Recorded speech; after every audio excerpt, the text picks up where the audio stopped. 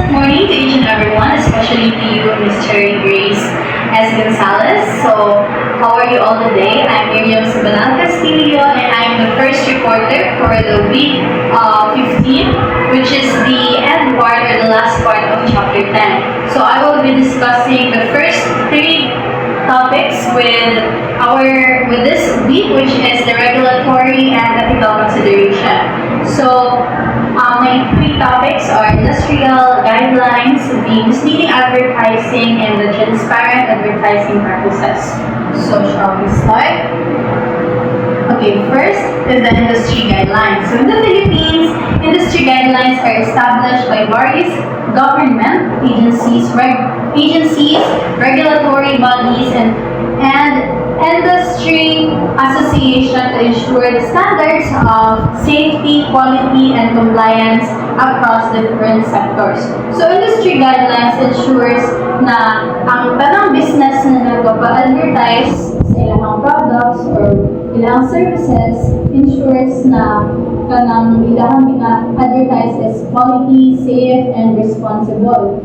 So, naay mga set of standards or rules na binahatag ang industry guidelines to ensure no nga ang ilahang advertisement is kanang safe, accurate, and also it ensures na hindi siya maka-harm sa consumer, especially na sila ang target audience sa business.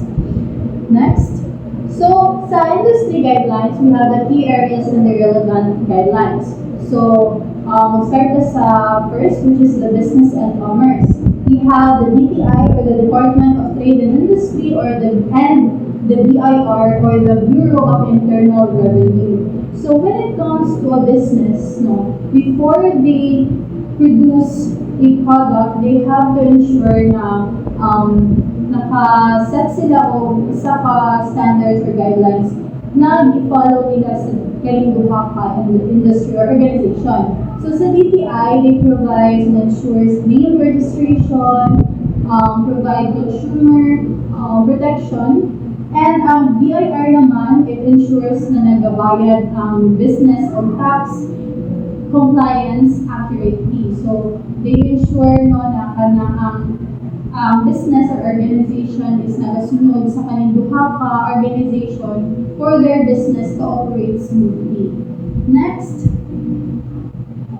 for the healthcare and pharmaceuticals, we have the FDA, or the Food and Drug Administration, and the DOH, or Department of Health. So, in the healthcare and pharmaceutical, we have to ensure that before advertising our product, or before we release our product, we have to ensure na nasunod siya or nasunod siya sa FDA na guidelines, and na ilahang product is na test na sunod siya sa safety measurements, as well as sa DOH, na supportahan siya sa DOH na siya public health awareness na hindi siya makaharm sa consumers. And for the construction and engineering naman, this is for the construction and engineers part of field.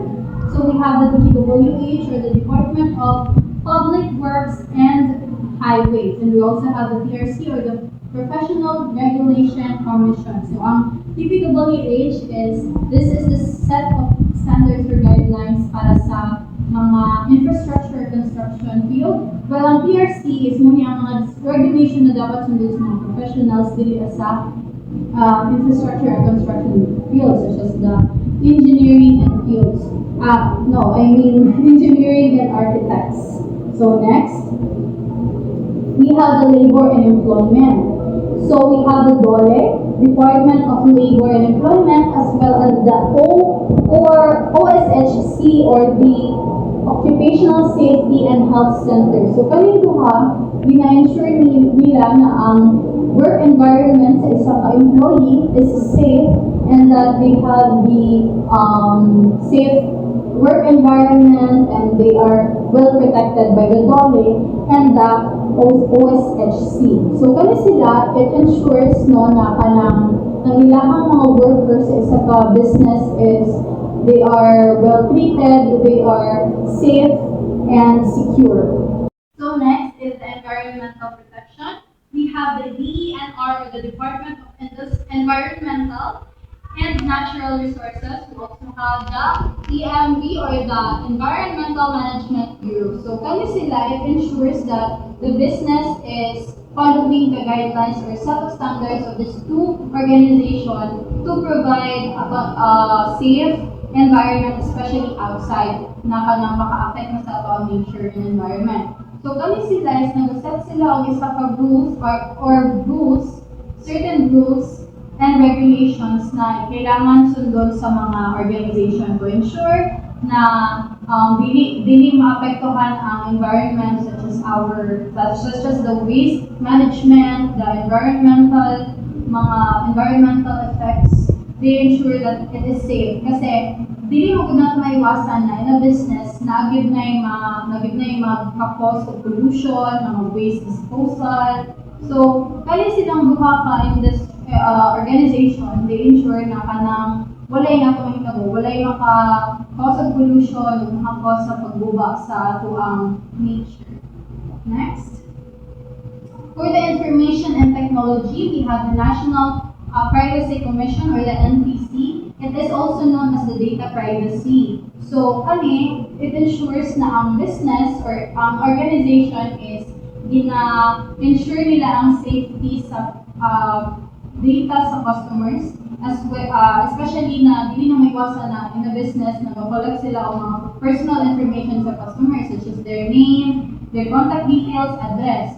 So prior to that, upon getting their information, the businesses should ask permission for their consumers, para aware sila na ikuha nimo ang private and ilang personal information, and that you are giving them a security or kanang gitaganan mo sila og assurance na dito ninyo ipakalat mo ang ilang personal information. So muna ang ilang natkuan. As well as the DICT, or the Department of Information and Communication Technology, it ensures a user responsive.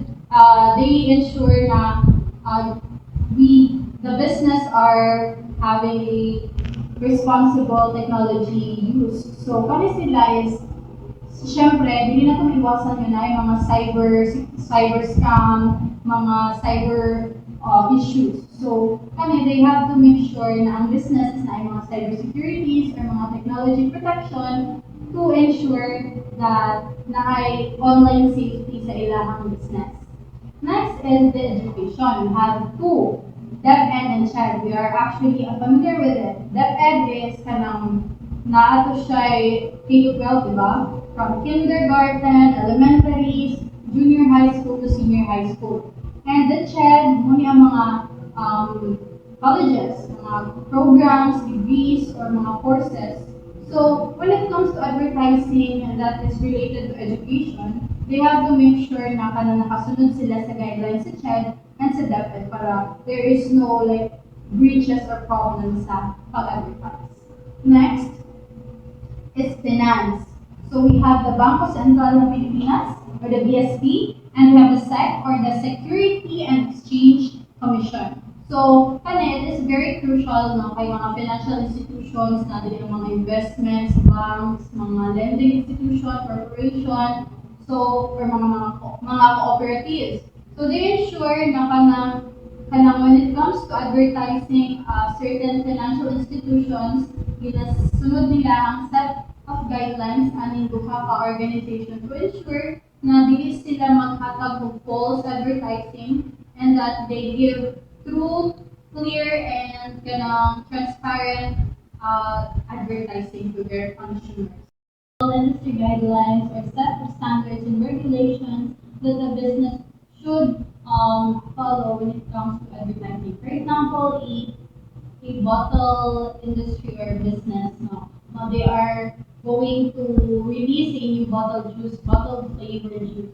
So before sila mag-advertise sa ilang produkto, they have to ensure na ilang product is FDA approved na, sunod na siya sa katong mga industries or organizations na ako ang na-mention earlier, dapat approved na siya dito before nila mahatag ang kanilang advertisement para mahatag nilang information silang products, such as their features, advantages to their target audience. So next is the misleading advertising. So this is the next topic or the second topic that I'll be discussing. So misleading advertising is about providing false claims, false promises, and exaggerating content to the consumers. That can results into misleading information. So first we have the Consumer Act of the Philippines or the RA 7394 for the false or misleading representation and unfair practices. So ang Consumer Act of the Philippines sila nagprotekta sa consumer na naka-experience of misleading advertising. Since businesses are not allowed to create a type of content or a type of advertising exaggerated tayo to literate na medyo lisod na siya paniwalaan. And also, for those businesses who makes false claims and false promises towards the buyers that can result mislead buyers. So, kanang makakos siya o kanang misinformation or miscommunication towards the buyers because they expect na kaninga features or kaninga product ilahang nadawatan but in the end, dili like siya. So next is the Implementation Rules and Regulation or the IRR. This has the disclosure requirements, prohibition of misleading practices. So kaning IRR, it ensures kung saan should establish sa advertisement noon. Kung saan, how should the advertisement be done. So they have to ensure na disclose nila kanang detailed information about the product na ilang gina-advertise as well as they are making sure na ang mga gina-advertise is tinuod. Hindi siya kanang haka-haka lang or hindi ko siya kanang exaggerated lang. Next is the DTI or the Department of Trade and Industry. It has about the complaint, handling, and the investigation and penalties. So ang DTI ang nag-work sa about pinaning ng issues. So when it comes to misleading advertising, sila ang nag-investigate kung unsa ni siyang advertisement, unsa ang iyang ginahingon dito or gina-provide information sa advertisement. If naabay mga paglabag, naabay mga false claims, then sila ang magbuhatan ng action kung sa mga fines or penalties ang hatag dito sa business or kanang ma-stop ba advertisement or worse, basig ma-file na sila ang case. Next is the Advertising Standards Authority, which is the guidelines and codes resolution of disputes. So sila ang nagpamahala sa mga disputes when it comes to unethical and misleading advertising. So kumbaga, they are like helping each other, the DTI and the ASA, kay sila ang mga authority to kanang tanawon if naabay misleading advertisement, naabay mga false claims ang organization when it comes to their content sa ilang advertisement. So gina-ensure nila no nga kanang fair ang kanang pag-advertise and wala gawin kanang makakos o kanang disputes or kanang mga misinformation nga makamislead po sa buyers or their target audience. Also, we have legal actions and remedies. So, it is about the DTI complaints and legal actions. So, kumbaga mo din ang final testing or final judgment. Kumbaga. So, ang legal actions and remedies mo ni ang kanang mga organization na kanang nila ng complaints sa DTI and kung sa mga, as I said earlier, sa mga fines and penalties na ma-receive or kailangan ihatag sa business kung sa ilahang mga legal actions. If nabay cases na ilahang ihatag or na yung mga kanang pagbago sa ilahang advertisement. Like, they have to stop the advertising and they also have to provide like mga public apologize whatsoever. Tingnan na siya. Muna ang mga steps on how we address misleading practices. So I'll give you another example sa misleading advertising, no? For example, it is a skincare product. So the skincare product says or claims na kanilang product is makawala siya o acne in just one swipe, one apply, di ba? It feels so, kuan ka na, exaggerating na kayo nga, tanaw nila sa isa ra ka, gamitan mo, wala na dahil ka ng acne. So, they have to provide the accurate process sa ilang skincare. Okay? Most of the businesses are doing it to rush their sales or kanang for profit lang. Wala din gabi naisip kanang welfare sa ilang consumers. And that can actually affect their image or reputation. So that is for the misleading advertising. We'll proceed to the third and last topic, my topic, which is the transparent advertising process. So, kabalitan na siya sa misleading advertising. So, if the misleading advertising are providing a false claims, exaggerating content, mga false promises, kabalitan na siya sa transparent. And transparent advertising, they give an accurate and clear information about the product, about what to expect, kung para ma-build nila ang relationship and trust with their consumers. So first, we have the Consumer Act of the Philippines, or the RA 1794. As I said earlier of this topic, they support the consumer protection. They ensure na ang consumer is kanang matagan sila of information na sakto about the product, so that na kanang hindi sila mislead about the product or what to expect about it. So, the company should ensure na sila welfare, they ensure the welfare of the consumers para di sila magtingalagod na expectation versus reality day ang topic. So next is the IRR, which is the Implementation Rules and Regulations. So as I've said, they are the one who promotes detailed guidelines if ever na mga false claims or misleading advertising na na-oversee ni DTI. So sila ang hatag o guidelines kung if this advertising ba is unethical or not based sa complaints sa DTI. Next, the National Privacy Act. Again and again, it is about the data privacy of the customers. So whenever na instances na you are gathering or collecting your data, you have to make sure na safe ang ilahang data and na ay permiso ang inyong pagkuha sa information sa customer, and that you are making sure na safe and secure siya. So next, regulatory bodies. We have the Advertising Board of the Philippines, or the AdBoard. AdBoard is a private and self-organization na nag-hatag or nag-implement of ethical standards to ensure na ang isa ka-advertising is responsibly used and ethical. So though they're not a legal authority, guys, as I said, sila, NGO sila. Hindi sila para sa DTI and mga IRR na legal authority. Though they play a crucial role in maintaining industry guidelines and standards to ensure na ang business is makabuild of trust sa ilang customers.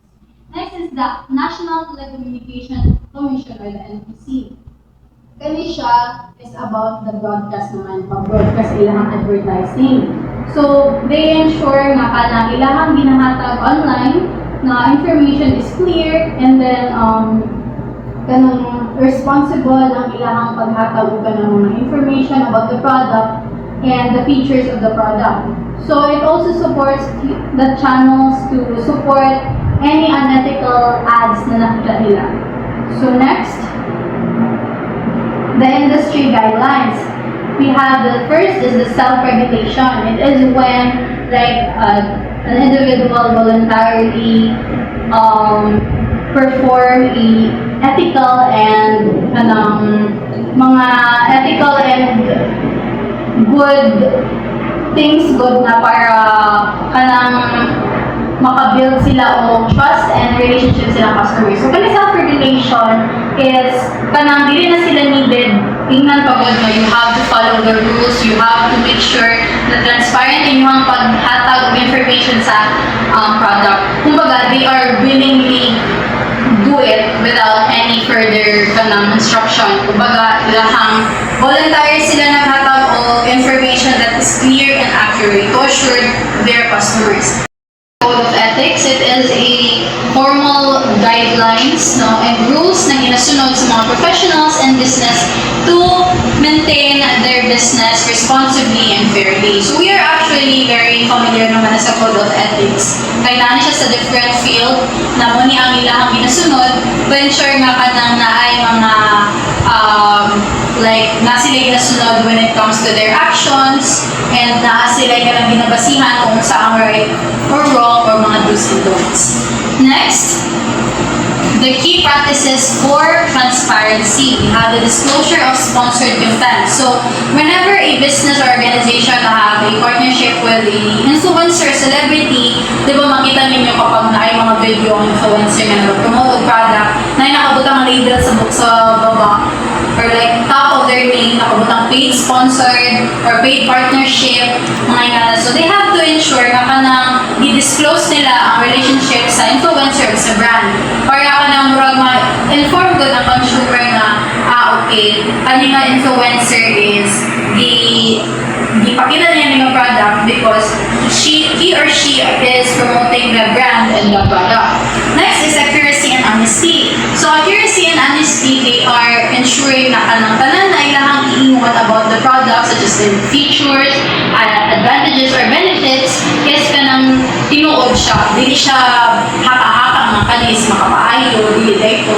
So they have to ensure na transparent ilahang paghatag nga og information ng mga benefits about the product. Data privacy, yes, again and again, data privacy is still in here. No, privacy is privacy and the business organization should respect that. Next, the clear pricing information. Yes, this is very crucial. Okay, of course, ang consumer customers are expecting, syempre, most of us are, the first thing we will notice is the price. So, kailangan nila ensure, nakabutang sa mga product, 99, then pag-click nila ito, 999 na siya. So, it's not transparency. So, you have to ensure na if 99 ang price, 99 yun na siya. Next is the disclosure of material connections. So, again and again, they have to ensure to be open of the consumer, the public, that whatever their material connections that they're using for their product is widely known. So, kumbaga ka ng informed customers or well aware sila sa product na ilang gusto gamitin. So, we have to ensure like in advertising na whenever you are making an advertisement is we have to be open, honest, and transparent to our public or to our target audience to create relationship and to build trust to them. So that concludes my reporting. Thank you so much for your listening.